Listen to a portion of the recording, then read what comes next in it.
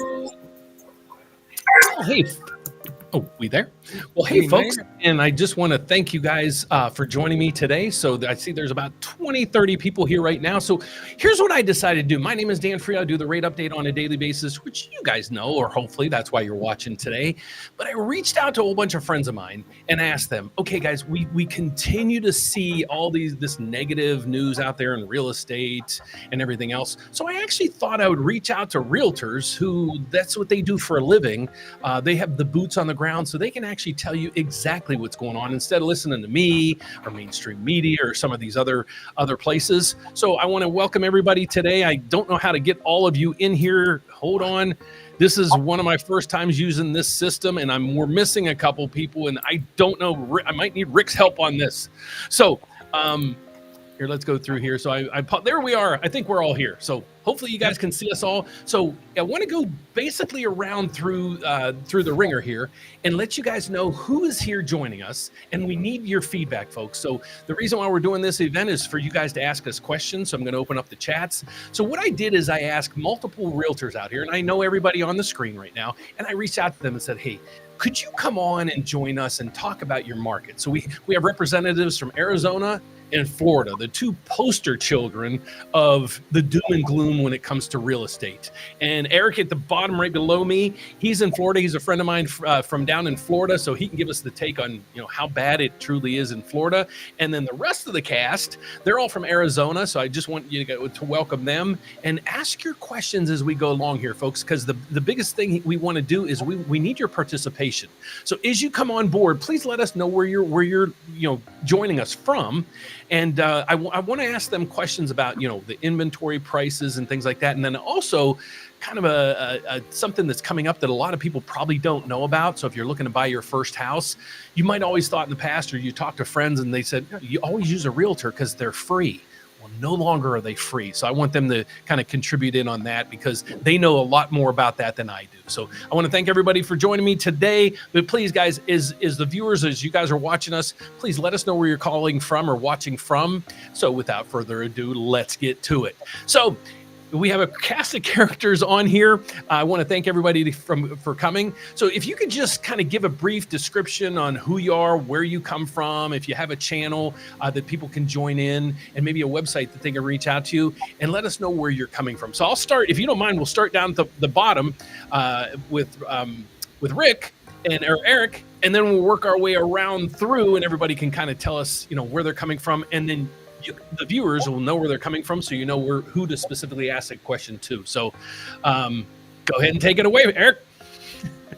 Thanks, Dan. I appreciate you having us on here. My name's Eric Larkin, and I'm a real estate agent in Cocoa Beach, Florida, which is Central Florida on the East Coast. If you've ever gone to a cruise in Florida, more than likely it was in Port Canaveral, which is my backyard. If you've ever seen a rocket launch, my backyard as well. We're also known as the Space Coast, and I specialize in residential real estate, and you can find me on YouTube at Eric Larkin. Did I check all the boxes? I think that's good. Ruby, you're up. Yeah. Hi, everybody. I'm Ruby Graff out here in Arizona. I mostly work in the West Valley, Phoenix, Scottsdale, and North.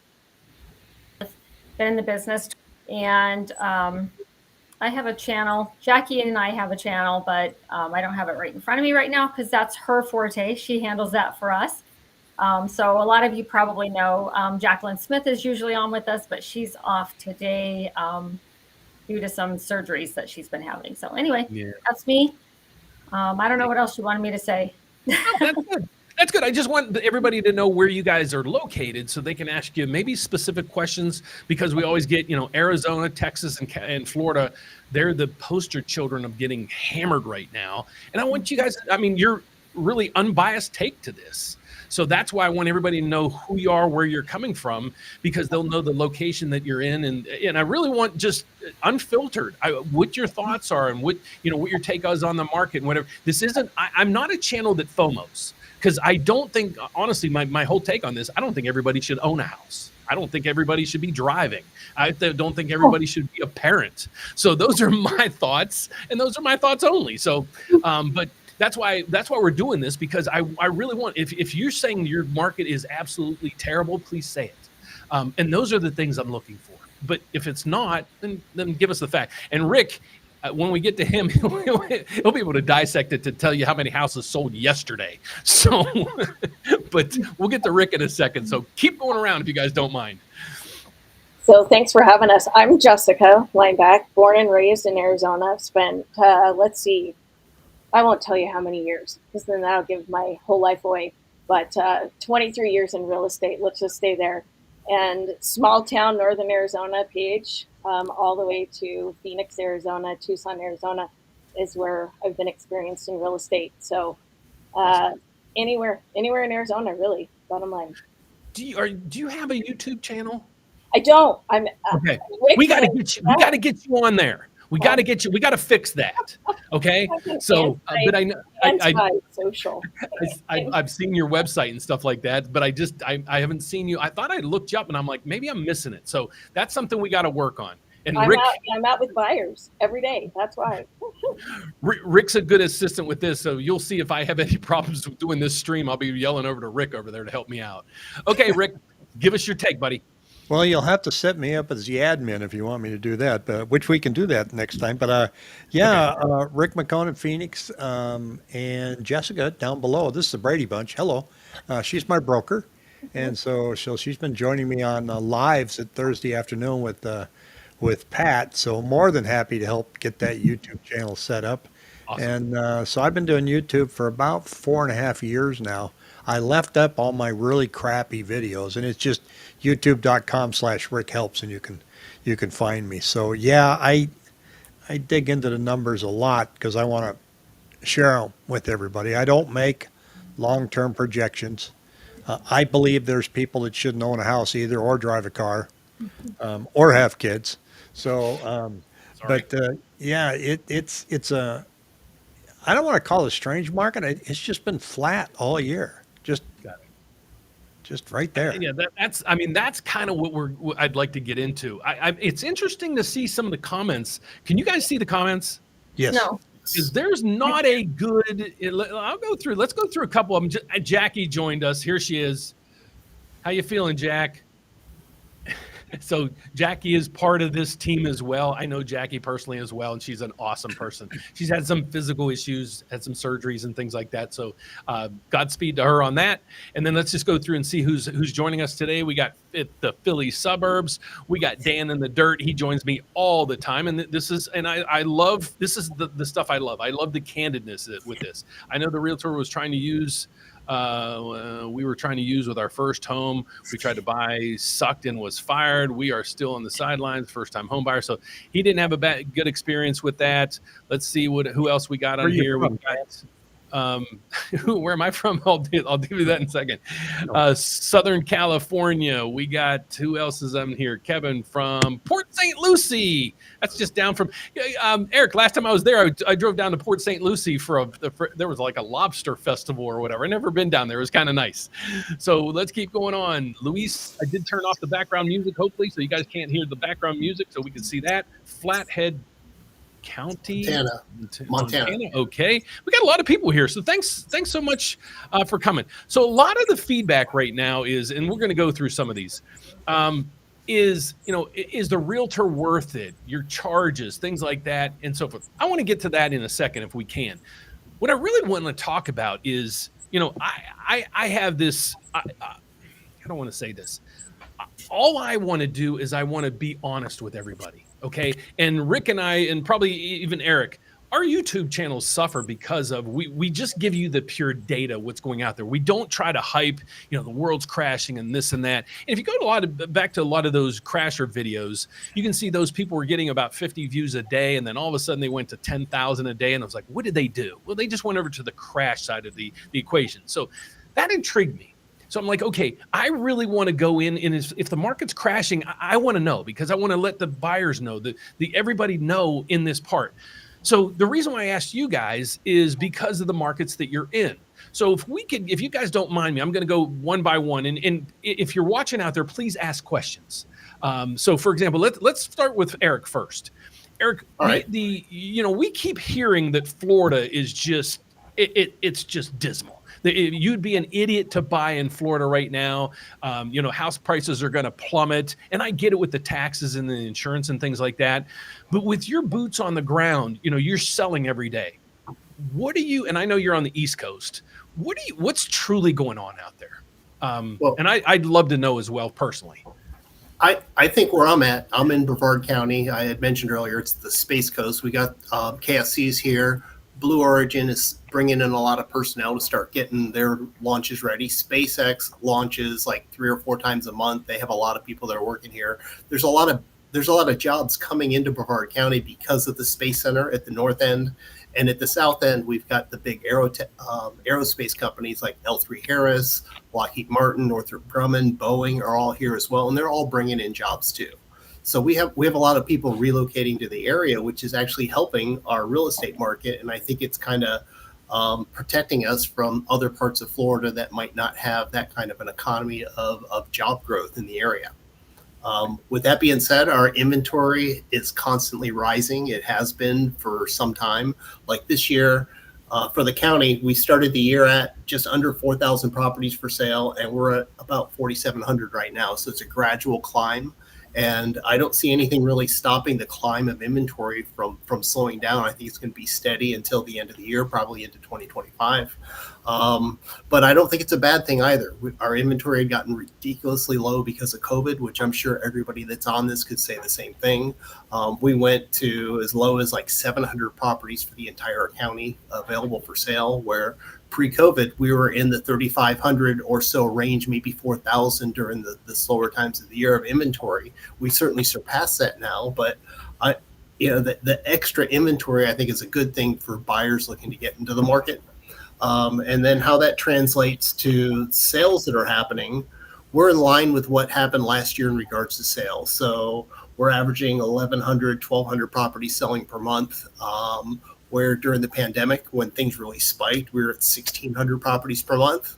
But going back to pre-pandemic type numbers, we were selling on average 1,100 or 1,200 per month, which is about where we're at right now.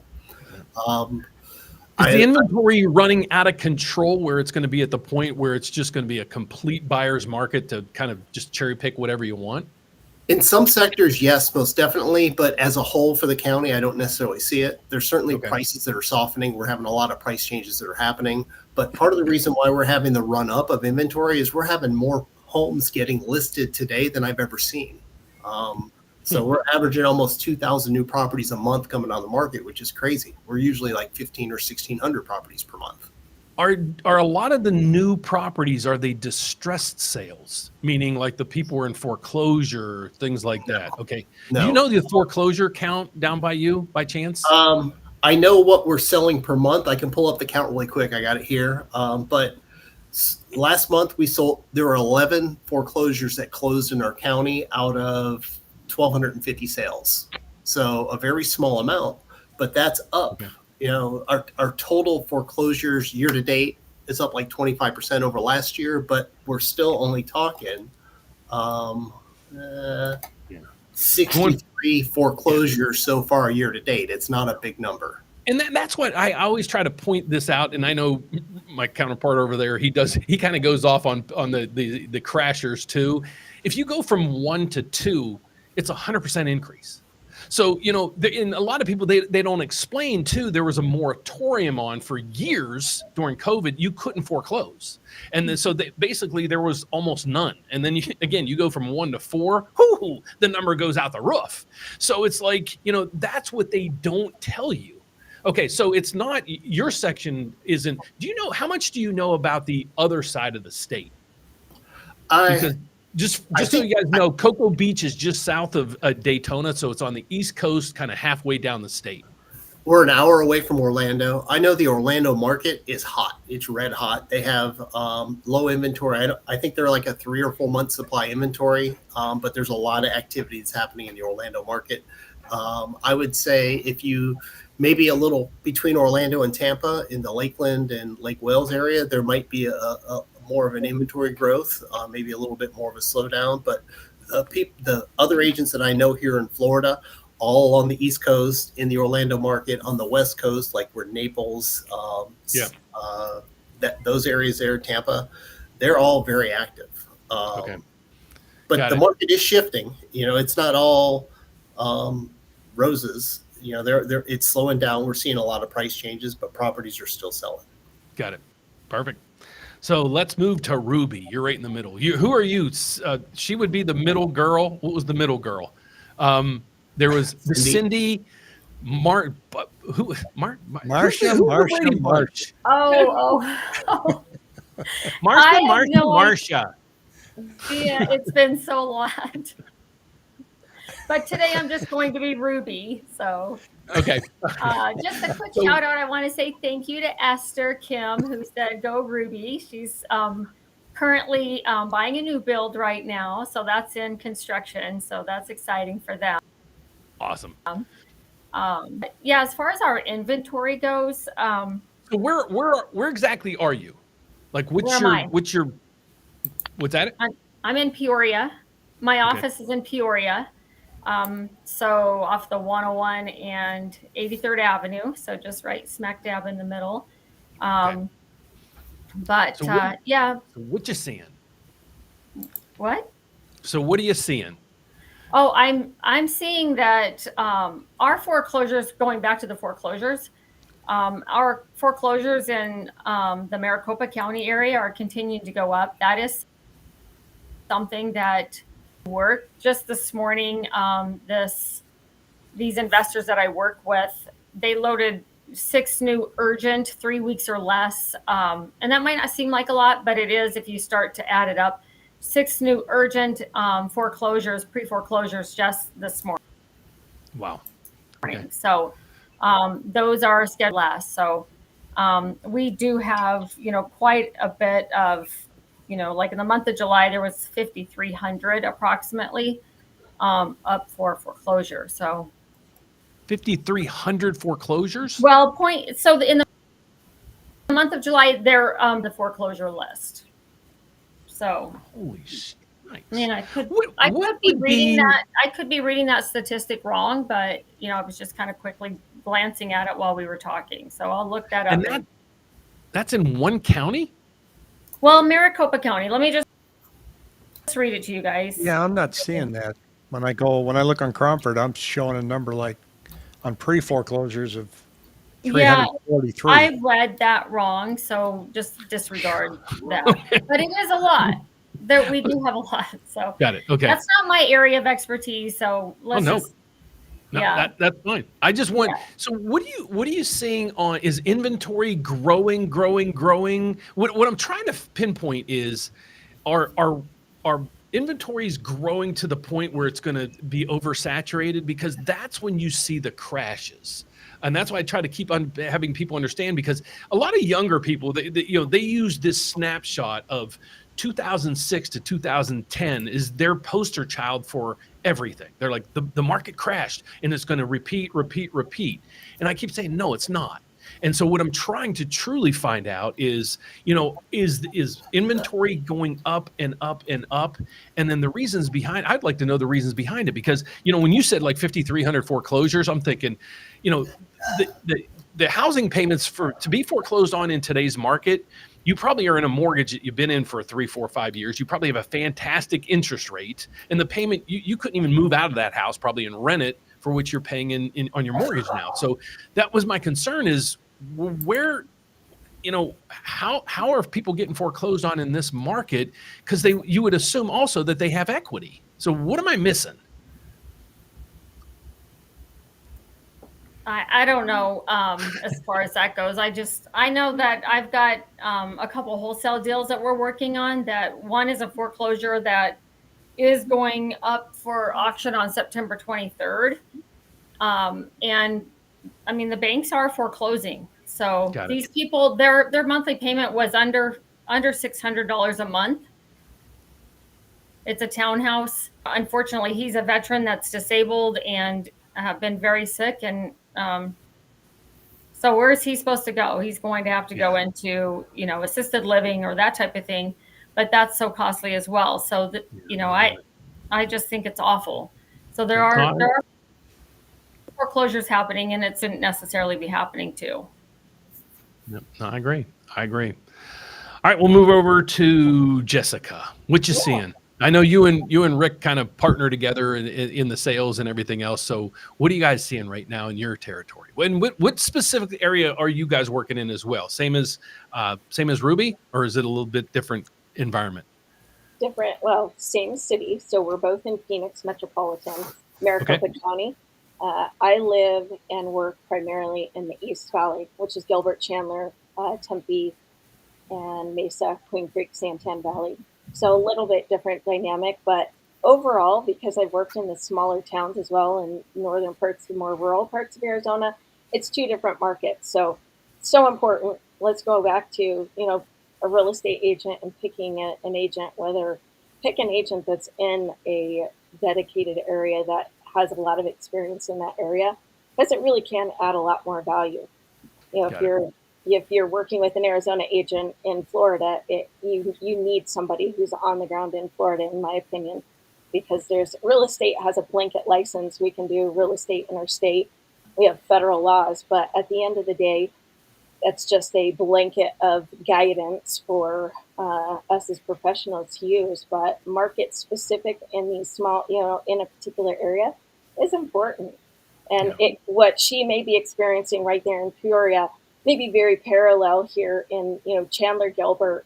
Price per square foot over the last few years has exponentially, the salaries and incomes have expanded because of the development of more medical and a lot of engineering companies. Amazon's, going bonkers out here, I think all over the valley. But those industries and the corporations that have moved here and provided jobs are bringing, clientele and bringing up price per square foot in a lot of areas over the last few years that were on the lower. It was cheaper to buy in Gilbert and Chandler, and not so much anymore. It's almost just as expensive, right, Rick, as it is in Scottsdale and Paradise Valley.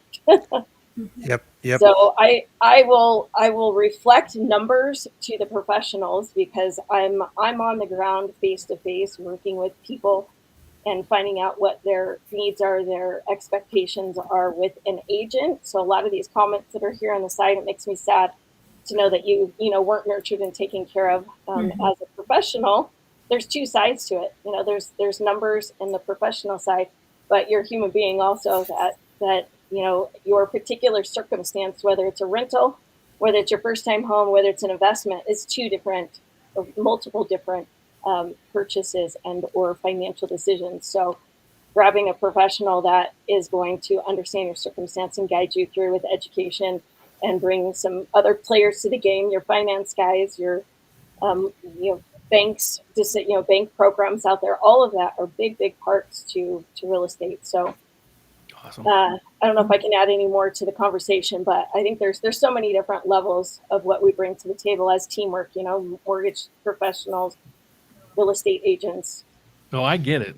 A lot of people think, they think we all just sit back and do nothing. Even on the lending side, it's nuts. It's nuts. Okay, so now to Mr. Statistics. Come on, buddy, give it to us. What do you got up there for us? I live in a van down by the river. You really do. And if you knew him, he truly does. I get my numbers, Bob, how many houses are for sale? And so that works well for me. I've been tracking, I call a 7-day moving average. So I go in and look at how many new listings came on the past 7 days. It's in the MLS. It's not rocket science. And then I go, how many are back on market? In other words, you took it off, but then you put it back on. Yeah. And then lately, I've been concentrating on number of canceled and expireds, because as our friend Jason up the Northwest said, Rick, you're showing that you have 500 more, almost 1,000 more new listings on than what are going under contract. Where are they going? How come your total number hasn't increased? And I said, good point. You know why? Because we have canceleds and expireds. So we're just stuck. Like in March, we've been averaging like 32 to 3,500 new listings every week. And now today we're 2,900. Well, it's summer. That happens to us here. And, but what's interesting is our canceled listings have gone up about 200 to 300 over a 7-day period, just all of a sudden. And Redfin made mention of that just a few weeks ago. And canceled listings are, to me, a sign of there's no desperation. Like, I tried, I came, I saw, I went, I'm just going to take the house off. Couldn't And, get what I maybe wanted. we'll come back, we'll play this game later. Our actual homes under contract has pretty much stayed the same between 2,300 and 2,500 for months and months. So our total inventory goes from, on a weekly basis, from 17,400 to 18,100 week after week after week. So when you hear, like nationally, people say, new listings are growing like crazy and inventory is going up, it's not here. It went up 57%, and like you alluded to, a high percentage of a small number is still a small number. So I wish we'd have gone up 200%, but we haven't. We've only gone up 57. And so that number of listings is just stuck. It's like looking at the ocean. You get the occasional little ripple, but it's just there. And I expect that to be the case from now till next year. Got it. So if anybody out there watching, please let us know if you have a specific question for any of the panel. But I'm going to go just through a quick question, and you can kind of answer kind of yeah, no, whatever. Do you see your market poised for is it in a position where it could take or could put back 10%? I'll start at the bottom. Eric, does your market, do you see the potential of maybe a 10 or 15% correction just to make things more affordable, or things, the inventory is going up and, things like that are going, but people are still able to buy. So what is? All right. So if there's an area of our market that has the potential for the crash, is the condo market, just because of how, the prices have gone up astronomically with condos, just like single family homes. But the anomaly we have here is how much it costs for insurance for the master policy for the complex, which that's part of your monthly association dues. It was very common to have a condo in Cocoa Beach where you're paying $400 for your monthly fees, your monthly dues for the condominium. And now that's $850, $900, $1,000 or more. And that's a huge increase that's having an effect where inventory is definitely stockpiling for the condo market here in the county. And sales, we've got a 7 or 8 month supply of condominiums on the market right now. So that's poised for some type of change, I believe, in Brevard County and probably all of Florida. Yeah. I met Eric years ago. I have a condo down in Florida, and we kind of laugh about it, but it's nothing to laugh about. I just got my association fee. We were just talking before we went live. It basically almost tripled down in Cocoa Beach. And I had a huge 5-figure special assessment that I had to pay as well. So it took my, very reasonably priced and affordable condo to the point where it's just like I just spent an extra $70,000 that I didn't want to spend. So I get it. I'm right with you on that one, because that condo's, thank God I only owe like 50 grand on the thing. Thank God. I didn't mean to tell you, but so if I were a new buyer to that building, I'd never be able to afford it. So, okay, let's go. Ruby, what are you seeing? Does your market, because of the inventory and the price appreciations that you guys saw, do you see, 5, 10, 15, 20% pullback that might be needed or required to get things more affordable?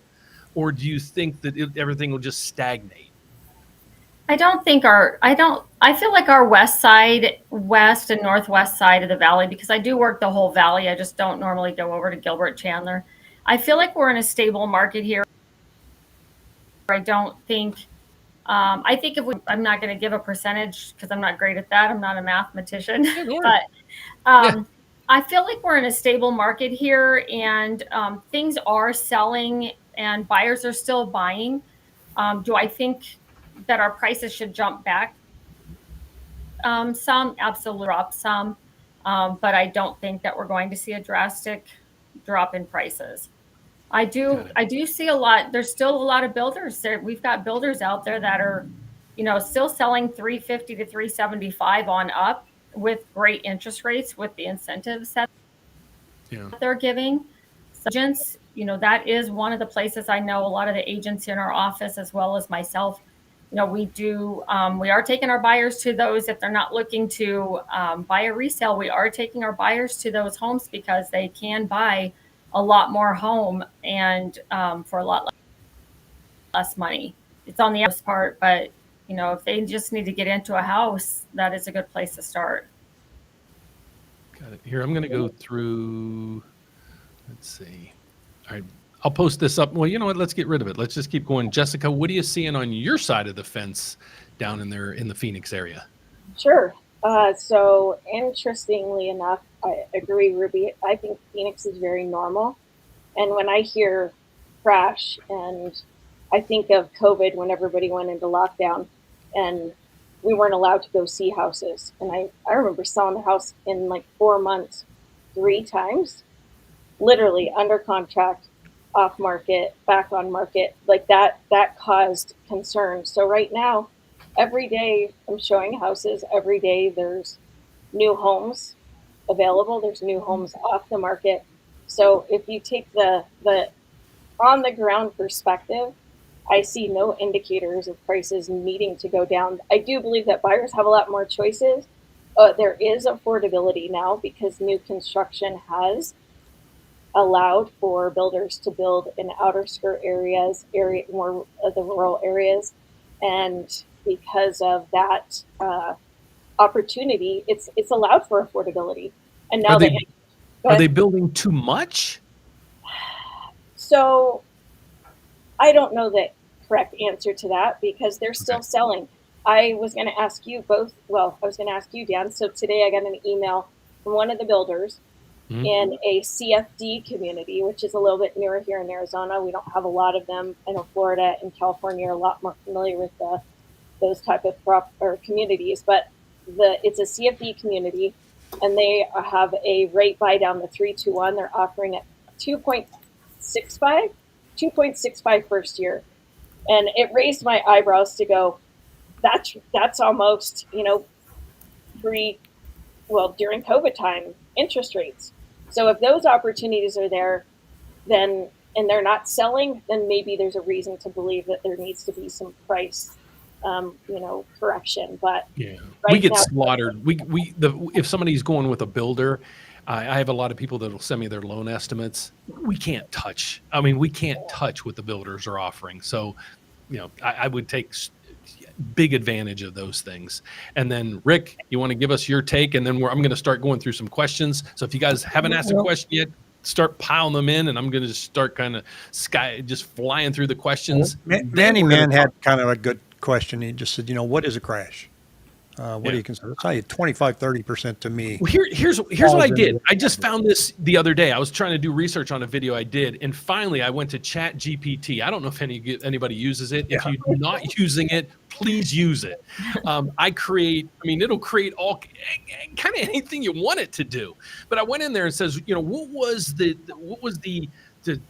peak to trough during the Great Recession? It was 33%. 33%. So I'll take 30% a crash, I guess, is what the definition would be in real estate. So I'll bring that back to you, Rick. You seen a 30% crash? No. But nobody, here's the chart. We were asking historically where we've been, and here's, that's probably normal, and here's where we're at, or maybe this is normal. Who knows, right? Right. And so I think what we have to realize too is that, look, you're not going to get a big reduction in prices without an explosion in inventory. And if our inventory continues to stay where it's at, and our sales are already in the basement, 2,500, that's pretty low. Yeah. You remember during the silly season, 2021, we would have 4,500 new listings and 4,800 contracts. Mm-hmm. So our inventory was less than a half a month. And so that, that's your greatest example of supply and demand. Prices went up. Well, now we're balanced. We're staying right there. So now we can complain till the cows come home about what might make inventory go up, but until I actually see it, I can't say we're going to see a decline in prices.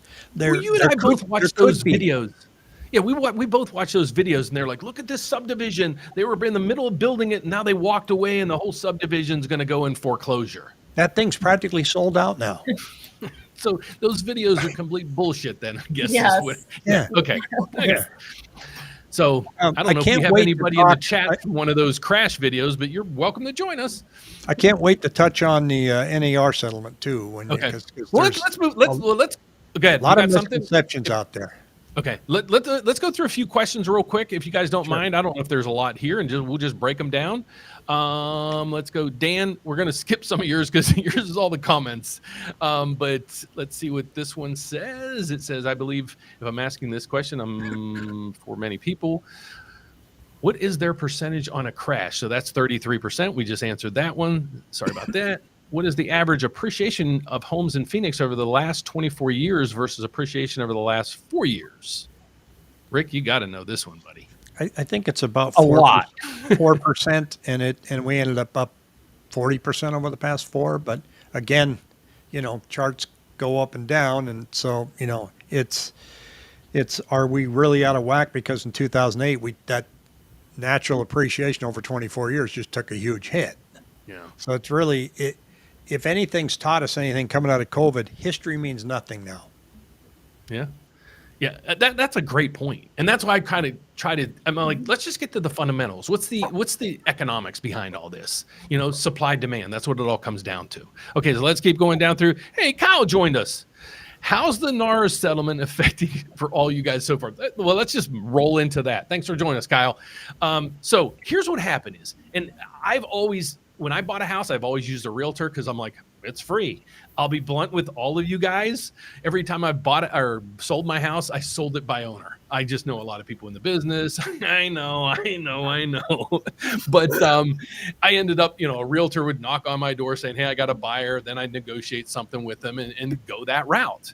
It looks like that's the route we're going nowadays. So one of the things that happened is, when you were looking for a house in the past, I'm talking to those new home buyers, you're always prompted to just use a realtor. They're free. Well, no longer is it really free. So if you don't mind, let's start going. I'm going to push back on that. They never were free. Yeah, I know. Well, that's why I want you guys to answer that equation. So if you guys don't mind, let's start with Rick and then go to just take 1 minute or 2 minute. The best you can is just to you're not going to be able to do it in a minute. If you can just give me your synopsis of what your analysis is of this new settlement, how it's affecting things, and do you think it's going to be, as earth-shattering as a lot of people are saying it's going to be? So what's your thoughts on that? Going to be the summer of confusion. The NAR just simply said that we can't post buyer compensation in the multiple listing service for anybody to see. However, we can add a layer of confusion to that by saying it's okay for you to put it on your own website. I can't because my website feeds directly from the MLS. So that's not possible for me. I can make a landing page, but who's going to do that? Well, out of that came this misconception because of one, starting from the President of the United States saying 6% commissions are now gone. None of that changed. The only thing that changed is what you were supposed to post. It's one of the silliest lawsuits I've ever seen. And our rules went into effect here in Arizona August 1st. The rest of the country's August 17th. And I pulled up a screenshot from a real estate agent forum. And I think this, because we came up with all these forms now, right? So you have to disclose this, disclose that. I'm going to read this to you. And if any part of this makes sense, then jump in at any time. She says, be careful. Got my first offer on my listing with the new paperwork, including both the SCA and the CABB. Indicated on the SCA that apples, already discussed, that's compensation, were more than the seller was offering. Also on SCA was an indication that CABB was to be an additional same amount of apples. So agent wanted double plus more apples than offered. So I countered both contract points on SCA on counter one. What the hell did you just say? Exactly. I need my encoder ring. Yeah, seriously. Yeah. Now you're a consumer. We here. do this for a living. You're a consumer out there saying, I want to buy a house. You'd be like, okay, now what do I do? Okay, so I did a survey on my community page on YouTube, and 50% said they're not aware of what's going on. They are completely uneducated on the process. So it's confusing. And the biggest issue that I've seen here, and you guys are going to see this, Eric, and Ruby and Jessica, tell me if you think I'm wrong, but the education of agents on how to deal with these forms and how to proceed seems to be null and void enough to where there's major problems going on out there right now. I would say the majority of the agents took the time to learn about it, but there's enough percentage of ones that just figure they'll just run with it. They don't know what they're doing. We're getting addendum after addendum after addendum adding, okay, well, the seller's going to pay 0.5 and then the buyer's going to pay point something. And then we're going to take credits and like, how about I just do the loan? You guys figure out how much money you're going to split up as commissions. And I'm not trying to be a jerk about it, but it's like, this is getting to the point where it's harder to figure that out than a loan estimate anymore. You know, and who's they're changing this to help, when, and how. Changing this to help the buyers. Got it. Yeah. Eric, what's your take on it? Well, it's a lot of paperwork. See, here in Florida, we've always had the buyer broker agreement, but it was never enforced. You never had to use it. I've been in real estate since 2003. I've never used one until now. But reading through the language, and if everything falls in place the way it should, the consumer should get better educated. They should get better service, and it should be a better end product for them once we get used to it. I don't see this it's not going to be smooth for the next couple months, probably not until we get into 2025. One, because we're all getting used to it. The consumer is getting used to actually having to sign a piece of paper and understand what they're paying for in regards to representation. And all the forms are also changing too. So it's going to be a few months until the forms kind of level themselves out. But I think end product, consumers should be better taken care of if it all plays out the way it should. It's just a matter of getting to that point. After the pain. Yeah. And there's going to be some pain. There's going to be a lot of pain. Just go to any of your local board meetings explaining what the new forms are and what the new procedures are. And you see deer in the headlights. Yeah. I just joined the association locally here. It's like a mile from my home, and I want to start going there because I'm like, this is so confusing. So Jessica, what's your take? It's crazy. I want to see all the different opinions, and then you can see how much there it's a gray area. So I think every business runs with a certain set of ideals, and you don't have to be politically correct on this channel. I'm just letting you know. So I'm far from PC. Well, Eric, you said it pretty well. I've never used a buyer broker. Okay, there's been on one hand in 23 years that I've never used a buyer broker agreement because it really bottom line came down to I want to work hard. This is the way that I represent my clients. And at the end of the day, consumers should be able to pick. They shouldn't be obligated to one person. Pick how somebody does their business. And I guess that parallel goes to all of the people that are on the show chiming in, just trying to get information. You know, pick the brains of these people. How are you working? Why are you working? The consumer will be more informed now. You know, you nailed it. This is how we get paid. This is how we've always gotten paid. And this is the value that's being brought to the table. And I guess, how do you want to be represented? And let's make sure it's no different than a marriage, the relationship. Yeah. So the difference is you got to have a contract now about the marriage. You got to get married now. Ruby, do you mind if I asked you a different kind of same question, but in a different format? And I'm not trying to stump you. Sure. Here's what I see on the lending side, and you guys probably see it too. Most of the buyers right now, they're struggling for, a down payment. Then you have down payment and closing costs. Some states are ridiculous, like Florida. Eric, down in Florida, the title fees and everything, it's nuts. Even on a refinance. So now you have to put the down payment down. Now you have the closing costs. Now you have a realtor fee. Do you see that a lot of first-time home buyers, they just don't have the money? They might have, okay, I got the money. I can make the payments. I might be able to scrounge up the down payment. That's it. And then the average house is probably $300,000. So if a realtor fee is, let's say, is 2%, you're talking an extra $6,000 on top of all that stuff. So do you think that will be a mover, a detriment when it comes to some of the first-time home buyers? I do think that it's going to, and that's actually good that you directed that to me because that's on my mind a lot. A lot of times we're asking for seller concessions because our buyers need that money for closing costs. they don't have the money. They might be credit rich, but money poor, pocket poor. So I do think that we're going to see a little bit of a difference with how that is handled. And it's really going to be up to us as experienced agents to really educate ourselves and communicate that with this. Our buyers do need that. They still need that seller to pay that if we're not asking for sometimes even if we are asking for a seller concession, just so those buyers can still get into homes. Our first time home buyers are they're going to be struggling to get into homes. Yeah. Well, Eric, I saw you. sellers can still, but sellers can still offer buyer broker compensation just like they could last month. They can still do that. And so the question is, well, okay, if the seller doesn't have to pay the 3%, which they've never had to, you sit down with a listing contract and you negotiate that price. That's the first question they ask you when you walk in the door. What do you charge? So don't tell me that it's never brought up. So you discuss that, you come to terms with it. And then, okay, so if they don't have to pay that, oh, well, does that mean houses are going to be cheaper? Because that's where the lawsuit came in, and that's where the Department of Justice thinks is going to happen, that the seller is going to say, oh, well, then I can discount my house by 3%. No way in hell. Right.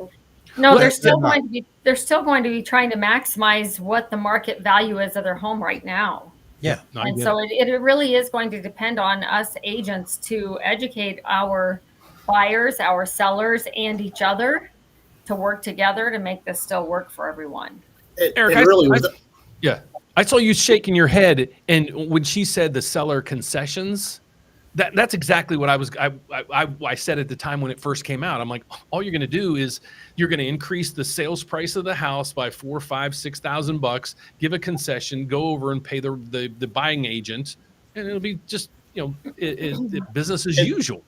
And the reality with the market that we're in right now, with the added inventory that we're seeing and the sales pulling back a little bit, this could be the ideal time for the buyers to structure their offer, asking for concessions for their closings costs, some concessions to go towards paying the real estate fee that's now their responsibility.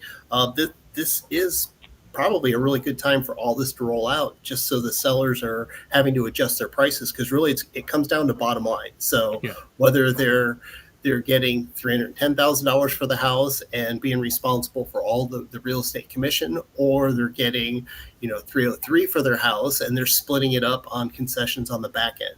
Their bottom line is still going to be about the same. Got it. Well, that's what my whole take on. So let's explain to everybody what we're talking about when we say seller concessions or seller credits and things like that. Here's it's in its easiest form. And I actually just talked to a realtor this morning from Connecticut. She said, hey, we got this buyer doing this, doing that, doing this. And I said, well, let's do it this way.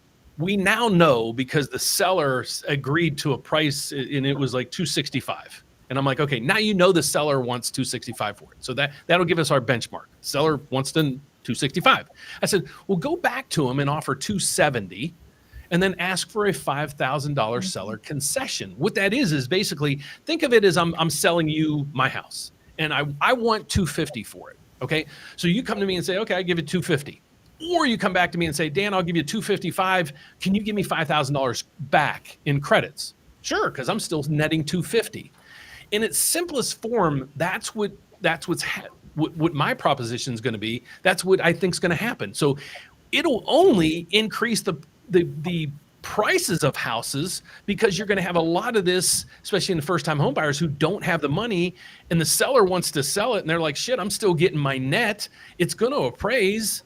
I have no problem with that. That was my take. Do you guys, and viewers out there, give me a thumbs up or a thumbs down if you agree or not. And you guys on the panel, what do you guys think? I mean, that's what I was thinking. I'm like, so some people are making a huge deal over it, and it can be. But I think it's another talking point, just as, to get views and clicks and all this other stuff. Well, we've been accused of collusion, right? You look a little complexed over there. What are you thinking? I see steam coming out your ears. Well, we've been accused of collusion in that lawsuit, that we fixed prices. Now, tell me if this isn't collusion. I'm bringing a buyer over to your house. Are you offering any seller compensation towards a buyer agent? And they go, well, if you offer us full price, then yes, we're offering 1%. If you're offering us above price, we're offering 3. That's collusion. Sign it. So no, I get it. But that's, I mean, but I think, however, I was talking to a realtor the other day and she made it, I was like, whoa, this is bigger than I thought. So I'm trying to have multiple people on here to give their take on it. I'm like, I got an easy solution. And that was my solution. It's like, if they don't have the money, because you guys, maybe you could validate this for me. The demand, I'm seeing it on my end because we probably get 20 plus applications a day, people trying to buy a house. And I'm there, my whole there's 5 of us. So we're not very big at all, believe it or not. What we're seeing is if people can make that payment, they really don't care about anything else. They're like, let's just try to make this work. And they're willing to work with the sellers and everything else like that. Are you guys seeing if the people, if they can make the payment on those homes, the demand is still there, I guess is the best way I'm trying to put it. Are you still seeing demand there? It's just, it's harder because houses are up, the prices are up, the rates are up, the insurance is up, and the taxes are up. But are you seeing demand just kind of just dwindle to nothing? Or do you still have a lot of people that are, if they could buy, they'd like to buy? Demand is there. Demand's there. Okay. So you guys aren't seeing where there's just no appetite for buying or anything else. Okay. Here, let's go. I'm going to go down through a couple of these other ones. Dan, I talk a lot. I don't mean it that way, Dan. There's people on here. Okay, we got another one. Let's see. Before the listing price had the agent cut baked in, so it's kind of part of the mortgage. Is this going to be possible now? Before the listing price had the agents cut in. So Yep. Was kind of answer it. I'm kind of confused on the question. Go ahead, Well, Rick. I think I'm asking $500,000 for my house. Okay, out of that $500,000, I'm paying a commission to my listing agent and to the buyer's agent, and so I know what I'm going to net. They can still do that today. Okay. And that's what I was getting. As long as they want to net, the seller's getting what they wanted, they shouldn't really. Do you guys see? Do you get a lot of pullback or pushback from people that when you go in and you have the offer and you're like, okay, well, I know you offer, we came in, we agreed to the 300, but can we take it to 305 and give us a $5,000 credit back? Do you guys normally get, the seller to say, nope, ain't doing it? Or is it I've normally seen that sometimes. Okay. It depends. Is it common though? It depends. Like I've seen it with some older sellers because they were like, well, when I bought my house, we saved for, 20 years and we had the down payment and Yes. things along those lines. And even though I'll explain it at the pre-listing, we'll go over the net sheet. If your house sells for this, these are all the closing costs. And I put in the what if scenario the buyer asked for, $5,000 to go towards closing costs or a certain percentage. I'll draw it all out just so you can see it and understand what the numbers are. But then when the actual offer comes in and they're asking for 3% of the purchase price, sometimes there's some pushback on that. And it goes back to, all right, instead of it being a $300,000 offer, it's $291,000. Does this number make sense then? And that's the credit we're giving back to the Average seller concessions in our market right now are $9,700. I just got a addendum today on one that the inspection was a little bit so we'll give them 10 grand in credits. And I just got the addendum a little bit ago, and it's just like people are I think the sellers are at the point where if you're selling, you're just like, let's just get out of this thing, So, Ruby, what you seeing? Do you have a lot of seller concessions on your loans? I ask with my buyers on resale, I ask for the seller to give concessions on every contract, necessarily needs it or not. And I just do that because most of the time the sellers have, like all of you have talked about, they already know what number they really want. They've already figured those numbers. They know it's a possibility of getting an offer asking for a seller to give a contribution towards their closing costs. So the worst thing they could do is say no, and the best thing that they can do is say absolutely and accept it, or come back in the middle or something. So I feel like, I try not to leave anything on the table with my buyers. The worst thing the seller, we just come back to the table. So pretty much that's the way that I've run my business all of my years in real estate. So, and it's a lot too. Like seller concessions during COVID we would be like, are you kidding me? It was none, zero. And now all of a sudden it's probably Right. 90%. Yeah. Yeah. So I think Jessica, given were the you seeing market, kind of the of same course. thing? Yeah. Jessica, same thing kind of with Yeah, concessions? in fact, I wanted to kind of reflect when you said, is there a need for prices to go down, and do you see a 10% price? We've seen very commonly lately 3 to 6%, especially with new builds. They're offering more incentives to incentivize, but even on the resale side, 3% of concessions for buyers closing is pretty, and rate buy downs, because the affordability has been kind of the concern and issue amongst buyers, is getting that affordable payment.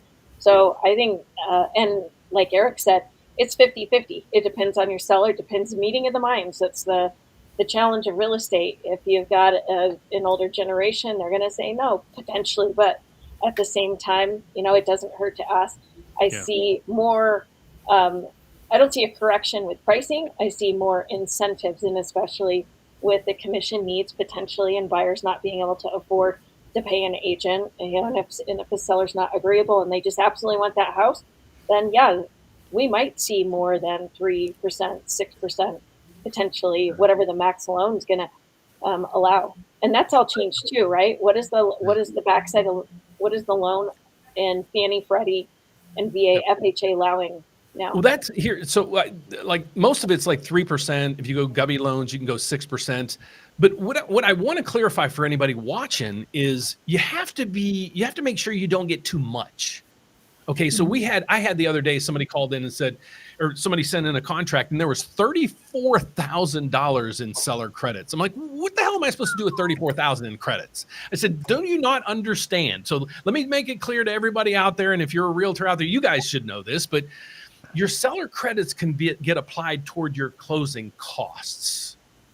That's about it. You can't use it for your down payment. You can't use it to put in an escrow account to pull out a check at a later time or make your payments. You can only use it for the cost of the loan. Well, thank goodness they created that temporary 2-1 buy down thing and all that other stuff, because that was able to suck out some of that money. But a lot of people don't realize that. They're like, I'm getting $50,000 in credits. It's like, well, good for you, but you should have got $50,000 cut off the house, or $30,000 cut off the house and got $20,000. So just for anybody out there that knows, your credits can go toward your closing costs only. Can't go toward your down payment, can't go toward anything else. It has to go toward your closing costs. Well, they should have sent you a CABB with a proper SCA then. I don't even know what those are, but so yeah, it was just the Texas is a toughie. Now, Texas is like its own universe. Like when I do a pre-approval, our pre-approvals are completely different. Contracts are different. The way we pull credits different. I mean, it's crazy. So let's go through these. This is one, I think, Lewis, hopefully we answered this question for you. We don't think a lot of people are going to, what's happening right now is you're having a lot of these concessions because houses are unaffordable. And everybody's trying to figure out a way to make them affordable. So, by sellers giving up those concessions, it's going to push up the prices. And you just heard it here. Hopefully I wasn't putting words in people's mouths. Is you're going to see most likely prices being stable or increasing a little bit just because of these fees. So that's that through. So let's see. I'm just going to flick through some questions here. Seems like houses should be 2 to 3% less if buyers pay agents commissions out of pocket. Again, it's the same thing we were talking about. Yes, in the perfect world, that's what would happen. But most of the people that are buying right now are a lot. It seems like, and I'll ask you guys, does it seem like you either have a cash offer or somebody that's using their last penny to buy that house? That's what I'm seeing. It's like when I talk to you guys, it's like, oh yeah, we had 8 cash sales last month. And I'm like, well, everything I'm seeing, people are just, they're using their last dime to come up with to finish the amount of money needed at the closing. So are you guys seeing the same thing? There's the haves and the have-nots, I guess. I've been fortunate where I've had a lot of people that have been in their house for a while and they're selling it to move to a different type property. So they're either upsizing, downsizing. Like we just moved from the beach to the mainland just to get, cheaper insurance actually. Yeah. And we sell the property, we have all these proceeds and we put a big down payment. So I'm seeing a lot of that happening. Got it. Anybody else take on that? Nothing. So we'll keep going. The credit card, Dan to the credit card. Before settlement, how many? Let's see this. I'm just going to flick through. I was trying to pre-read them, but I can't. Come on. Before the settlement, how many buyers paid agents commissions? I don't know why it's an LOL. I mean, the way the system was set up, they didn't pay it. It was just offered by the seller's agent. Forever. Forever, right? As long as I've been in this business. The only industry where we care that a commission that was charged for the sale of a house, where the money went. I mean, so you think about it, it's you're charging somebody, I'm just going to say 5 to 6% to sell their home.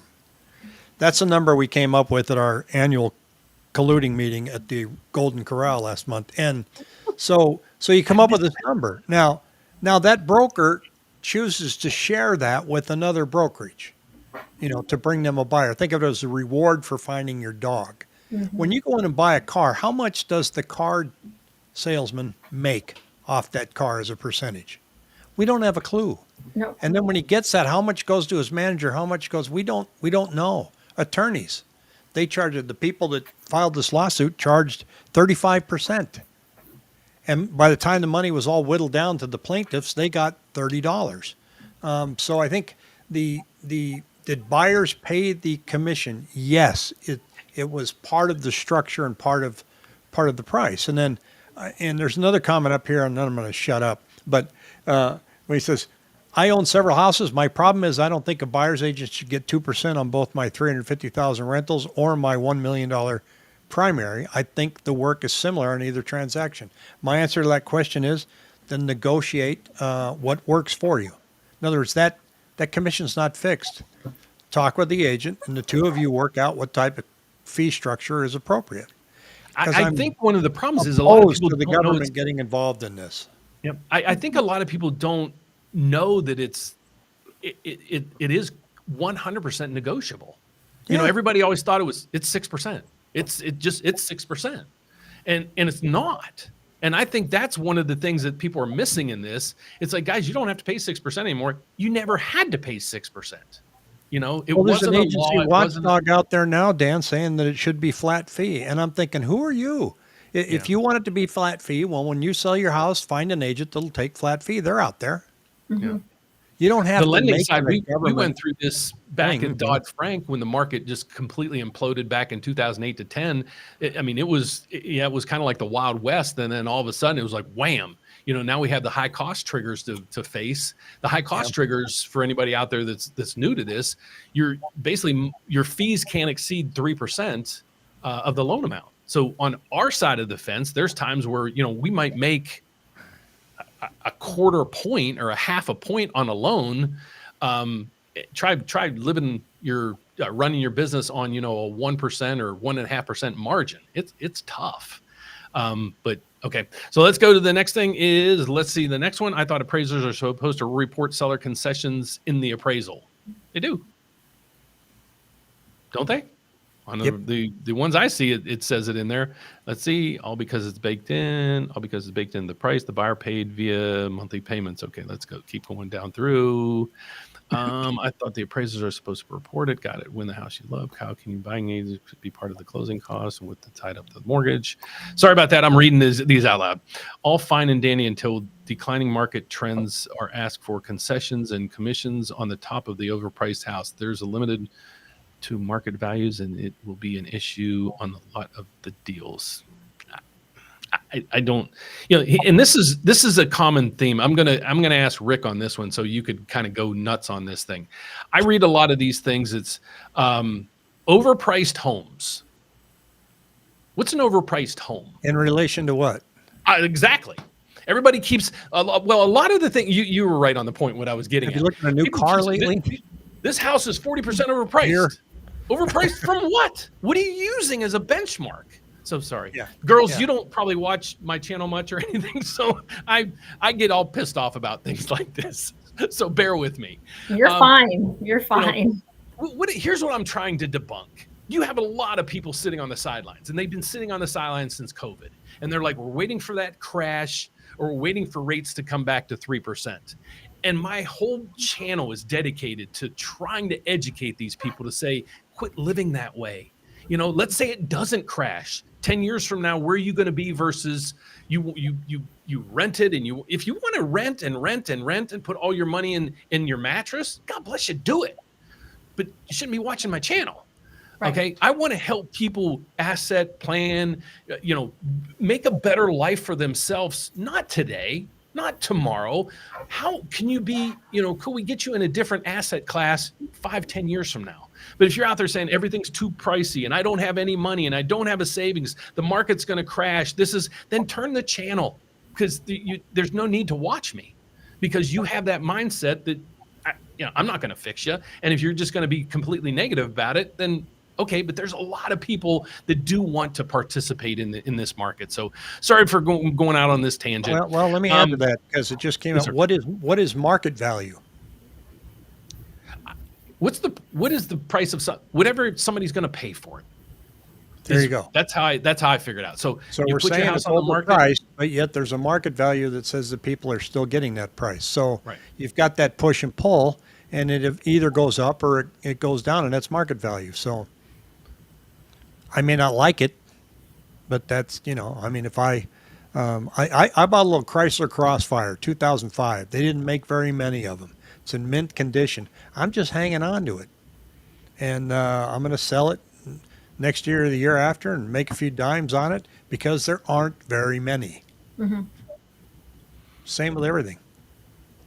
Compared to market value, obviously. This is coming from my view as an appraiser, not a doomer. What was? Let me go back through. I apologize. I missed what the comment was. I'm trying to pick some of these that just make sense. You got people. Well, you asked what is overpriced. Oh, okay.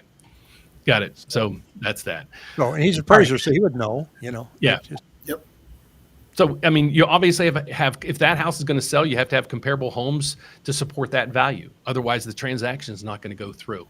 So, hopefully, we might have clarified something. I hope that we didn't waste an hour of everybody's time watching this video today. My whole goal here was honestly to try to talk people off the ledge, to say, you know, the housing market's going to crash. This is dooming. That's dooming. I wanted to, you know, you guys to hear from people that actually this is their living.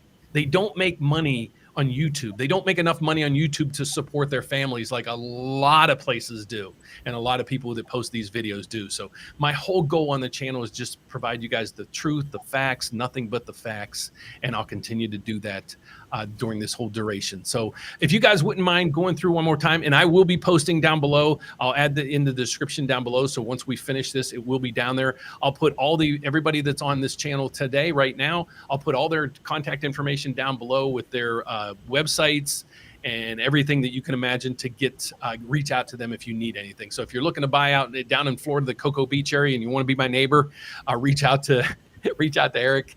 If you're in the Arizona area, this group right here, right through here, this is my go-to. So if I have questions about that and so forth, I usually reach out to Rick for some help, especially with my technology. So I want to thank you guys so much for joining me today. Hopefully we can do this again once the NARS settlement does finally go through. We can revisit this maybe in 60 days. You guys can let me know how things are going, and we can also revisit, you know, prices, inventory, and things like that. So I want to thank you guys for taking all the time out for the day to meet with me, and thank you so much. Thank you. Fun to be here. Hopefully everybody likes the video.